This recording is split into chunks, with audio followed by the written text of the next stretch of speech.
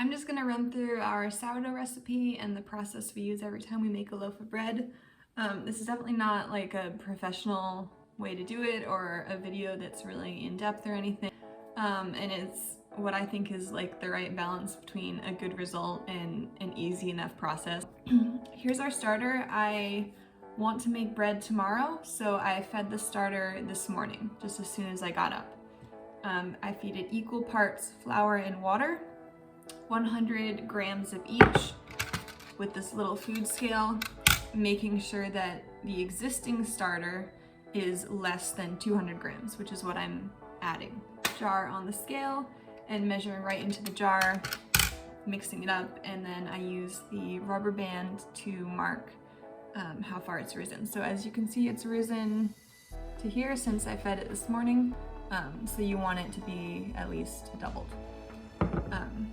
And then you want to use it before it starts like coming back down. So if it seems like it's ready before I'm ready to make the dough, I will just take the starter, put it in the fridge, get it back out when I'm ready to use it. These are kind of the different things you'll need. We use this Dutch oven to bake the bread in. Inside of our oven, the flour to make the dough, any kind of bread flour is probably fine.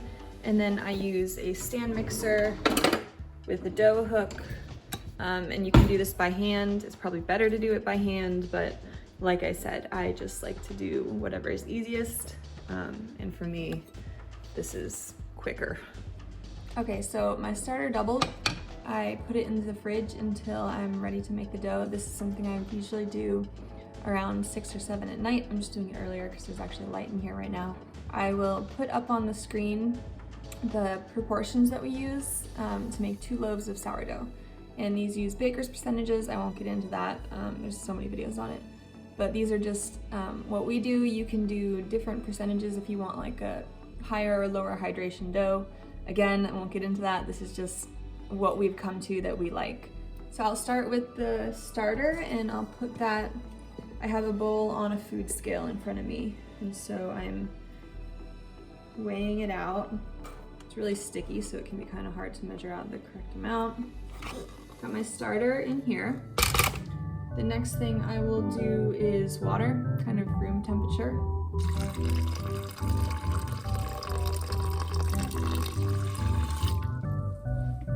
Okay, so I've got the water in the starter in this bowl, and now I'm going to transfer it into the bowl that goes on our stand mixer. I don't measure it directly in there because this bowl is pretty heavy and I feel like it throws off our scale, so I measure it in a lighter bowl. And then start by mixing just the starter and the water together and let that go until it's combined. Okay, at this point the starter and the water are combined. In here I have the bread flour weighed out and the salt measured out. And so now I can just put this into here and start it mixing on a slow setting, not too fast or everything's just gonna come out the top. We're just gonna let it go with the dough hook until it's all sort of combined together. It's gonna start coming away from the edges of the bowl. It'll look a little more silky. And at that point, I'll stop it and transfer it back to this bowl. Okay, the mixer was doing its thing for like, I don't know, maybe 5 minutes. Here's what it looks like. I'll take my hand, I'll kind of scrape it off the side of the bowl. So I'm just transferring it back into the, between when I started this, so say 7 p.m. and when I go to bed, which is 10 p.m., we'll do 3 or 4 sets of stretch and folds. And I won't really get into that. There's other videos on it. I'll show a clip of what it looks like when I'm doing it. I'm probably not the best at this. I don't know if I'm doing it correctly. This is just how I've been doing it. As you can see, you just pull the dough up, stretch it out, fold it over and tuck it, and then you rotate the bowl, and you're gonna do that 4 times. And then you cover it back up, let it sit again, and you can do this, I mean, I try to just do it between whenever I've started the dough and when I go to bed, but every 20 minutes probably would be a good way to gauge it. And then at night, I'll just cover the bowl, let it sit down on the countertop, and come get it in the morning for the next step. Okay, here's my dough, which has risen overnight. You can see it's more than double.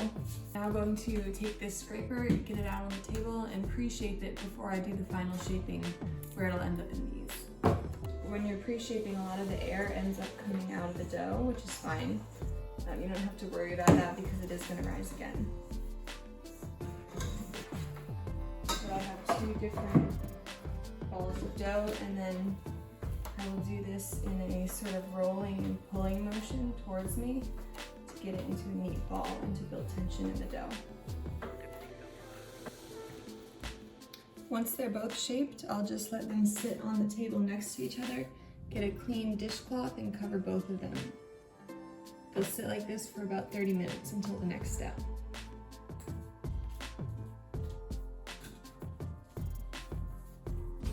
Okay, these have sat here for about half an hour since I pre-shaped them. Now I'm going to shape the loaves and get them into the banneton so they can do the final rise before I bake them.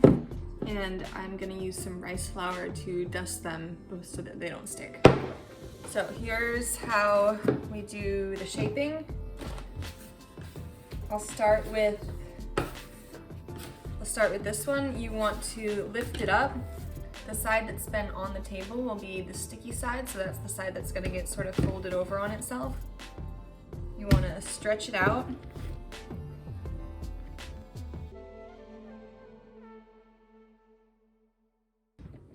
Once you've got it a bit flattened out, you're gonna take it and fold it into thirds like this, and then you roll it in on itself like this. And the idea is that you're building tension in the dough, so you want this to be pretty tight.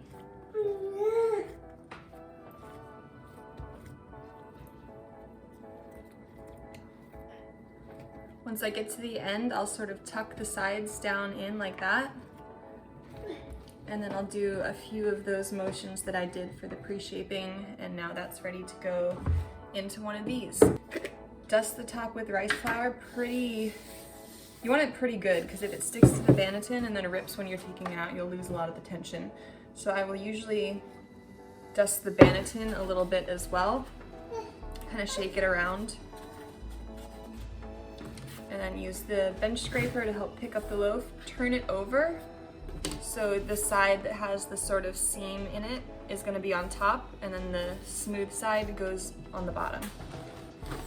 Put it into the banneton like that and set it aside, and now I'll do the same for the other one. We have these really large plastic bags. Put both loaves of bread into the bag, and then this will sit on the kitchen table and do its final rise.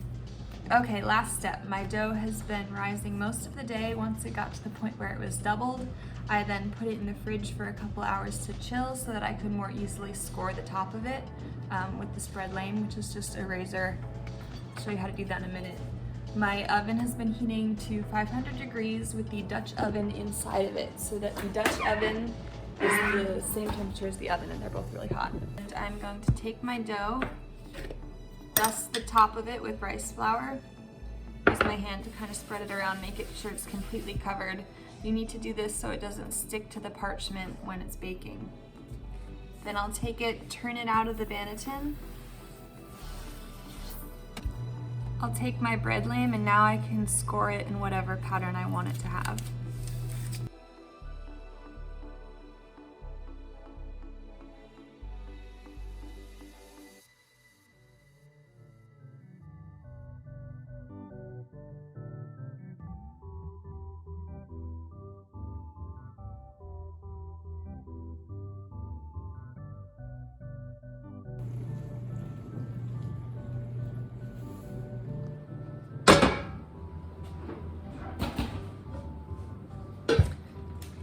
Now I put it into the oven where it will bake covered in the Dutch oven for 25 minutes.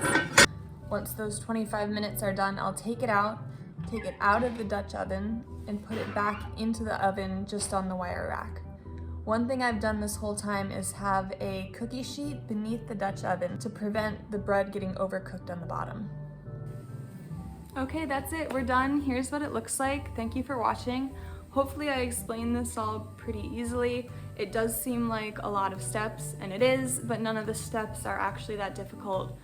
If you have a work from home job like I do, it's really easy to fit it into your schedule, but it is doable even if you don't. My husband used to do it. He works 9 to 5, so he would just do certain steps early in the morning before he left for work, and then he would bake it when he would get home at night, and that works fine as well. So I realize this isn't super in-depth and my techniques are probably not the best out there at all, but hopefully this was quick and simple and easy to understand, and that's all I was going for anyway. So thank you for watching.